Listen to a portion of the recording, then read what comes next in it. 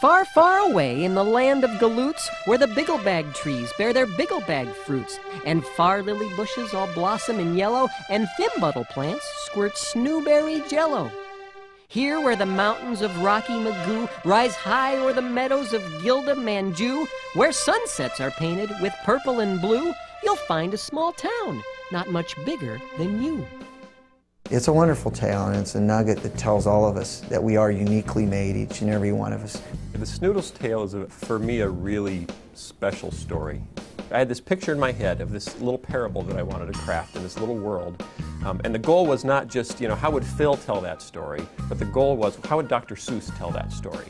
This was a story where it was more about the message.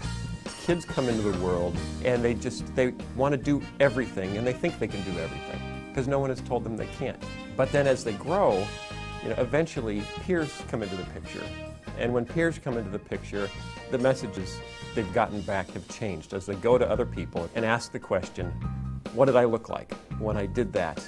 That instead of, that was great, that was wonderful, you look beautiful.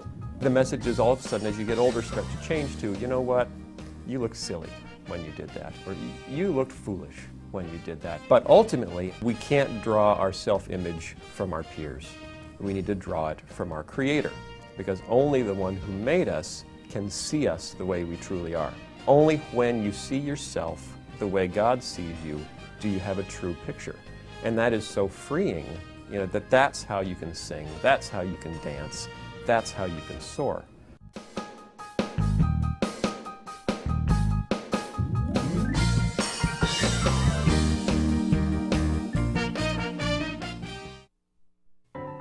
Well, right now, we're working on a really fun story. It's called The Sumo of the Opera. And it's basically if you took the Mikado and Rocky and maybe tossed in a little WWF. If you want to know who we are wrestlers of Japan.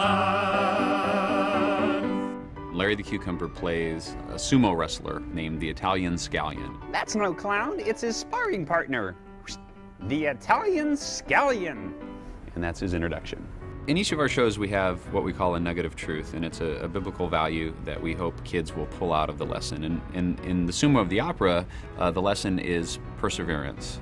You never finish anything unless it's a punchline. There's actually 3 stories in this. The Sumo of the Opera is the main story, and then we have a little silent film called Going Up, which is kind of a takeoff on the Three Stooges. And then we have a completely new story, which is told in a new segment we have called Lutfi's Fanciful Flannel Graph. And Lutfi is a sock puppet that's done by Khalil, the caterpillar. And we've got all these 3 stories plus a silly song, Schoolhouse Polka. Larry has an accordion and a lesson to teach about vocabulary, but all done in polka style, so it's really kind of fun. It's hilarious, and I think it's one of the best things we've ever done.